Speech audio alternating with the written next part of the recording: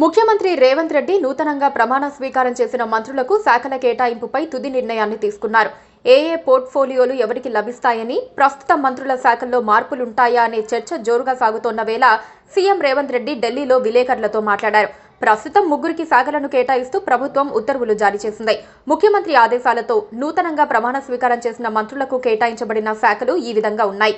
గడ్డం వివేక్ వెంకటస్వామి చెన్నూరు ఎమ్మెల్యేకి కీలకమైన కార్మిక, ఉపాధి, శిక్షణ అండ్ కర్మాగారాలు, గనులు అండ్ భూగర్భ శాస్త్ర శాఖలు అప్పగించారు. ఈ కేటాయింపుతో కార్మిక సంక్షేమం, రాష్ట్ర ఖజానాకు అత్యంత ముఖ్యమైన మైనింగ్ రంగంపై ప్రత్యేక దృష్టి సారించే అవకాశం లభిస్తుంది.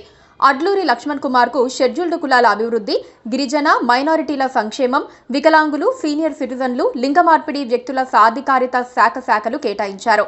ఇది రాష్ట్రంలోని బలహీన వర్గాల అభ్యున్నతికి, వారి సంక్షేమ కార్యక్రమాలకు మరింత ప్రాధాన్యత ఇవ్వడంలో దోహదపడుతుంది. ఈ వర్గాల అభివృద్ధికి ప్రభుత్వం కట్టుబడి ఉందని ఈ కేటాయింపు సూచిస్తుంది. వాకిటి శ్రీహరి మక్తల్ ఎమ్మెల్యేకి పశుసంవర్ధకం, పాడి పరిశ్రమ అభివృద్ధి, మత్స్య సంపద, క్రీడలు అండ్ యువజన సేవల శాఖలు కేటాయిస్తూ ప్రకటన విడుదల చేశారు. రాష్ట్ర గ్రామీణ ఆర్థిక వ్యవస్థలో పశు సంపద కీలకమైనది కాగా, యువతకు ప్రోత్సాహం, క్రీడల అభివృద్ధికి సంబంధించిన బాధ్యతలు ఈయనకు అప్పగించారు. ఇది యువశక్తిని సమర్థవంతంగా వినియోగించుకోవటానికి, గ్రామీణ ఆర్థిక వ్యవస్థను బలోపేతం చేయడానికి ఉపయోగపడుతుంది. కీలకమైన హోం, విద్య, మున్సిపల్ శాఖలు సీఎం రేవంత్ రెడ్డి వద్దే ఉన్నాయి. సీఎం రేవంత్ రెడ్డి 3 రోజులుగా ఢిల్లీ అధిష్టానం పెద్దలతో చర్చలు జరిపారు. అయితే తను పార్టీ పెద్దలతో మంత్రివర్గ విస్తరణ అంశంపై చర్చలు జరపలేదని, కేవలం కర్ణాటకలో కులగణన అంశంపై చర్చించినట్లు చెప్పారు. తెలంగాణ రాష్ట్రంలో మొత్తం 18 మంది మంత్రులకు అవకాశం ఉండగా, ప్రస్తుతం ముఖ్యమంత్రి సహా 12 మంది ఉన్నారు. నూతనంగా 3 మంత్రులు చేరటంతో ఈ సంఖ్య 15కు చేరుకుంది. ఇంకా 3 మంత్రి పదవులు ఖాళీగా ఉన్నాయి.